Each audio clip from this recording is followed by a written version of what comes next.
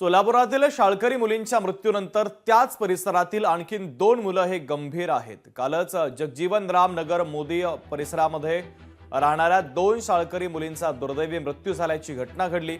आणखीन 2 मुलं गंभीर असून त्यांच्यावर शासकीय रुग्णालयामध्ये उपचार सुरू आहेत। यानंतर आणखीन 2 मुलं गंभीर असून त्यांच्यावर उपचार सुरू आहेत। तर काल दूषित पाण्यामुळे 2 मुलींचा मृत्यू झाल्याचा आरोप रहिवाशांनी केलाय। मात्र शाळकरी मुलींचा मृत्यू डेंग्यूने झाल्याचा दावा पालिका आयुक्तांनी केलेला आहे।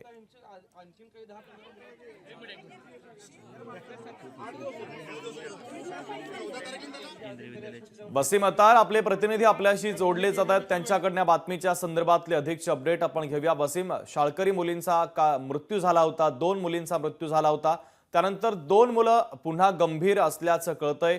नेमकं कारण काय आहे? कारण डेंग्यूचा आजार त्यांना झाला होता असं जरी आता सांगितलं जात असलं तरी मात्र दूषित पाण्यामुळे हे सगळं झाल्याचा स्थानिकांचा आरोप आहे।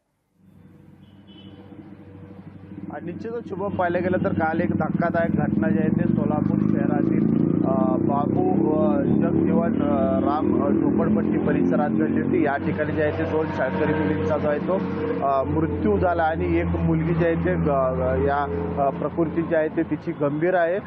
दूषित पाण्यामुळे जो आहे तो मृत्यू झाल्याचा नातेवाईकांचा आणि स्थानिकांचा आरोप जो आहे तो यावेळी करण्यात आलेला आहे। मात्र एकीकडे पालिकेने याबाबतचा अहवाल तपासला असता डेंग्यू सदृश आजारामुळे जो आहे तो या मुलींचा मृत्यू झाल्याचं पालिका आयुक्त ओंबाशी यांनी सांगितले। मात्र या ठिकाणची जी परिस्थिती जर आपण पाहिली गेली शुभम, की सोलापूर शहरात 4 ते 5 दिवसाआड जो आहे तो पाणी पुरवठा होतो आणि हा परिसर जो आहे तो पूर्ण झोपडपट्टी एरिया परिसर आहे। त्यामुळे पाणी त्यांना जे आहे ते 5-5 दिवस पाणी त्यांना साठवून ठेवावं लागतं आणि यामुळे जे आहे ते या ठिकाणी पाणी ठेवावं लागतं। आणि त्याचबरोबर या ठिकाणच्या ज्या पाईपलाईन्स आहेत पाण्याच्या असतील किंवा ड्रेनेजच्या असतील, या सोबतच असल्यामुळे जे आहे तो या ठिकाणी पाणी आणि पाईपलाईन जे आहे ते गढूळ पाणी जे आहे ते या ठिकाणी येतं।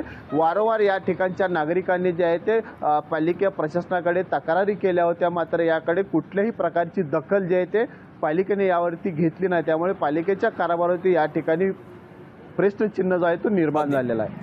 अगदी वसीम, अत्यंत महत्त्वाचे अपडेट या बातमीच्या संदर्भातले तुम्ही पोहोचवलेले आहेत, तुर्तास धन्यवाद। लोकशाही मराठी ऐका, पहा, जागरूक रहा।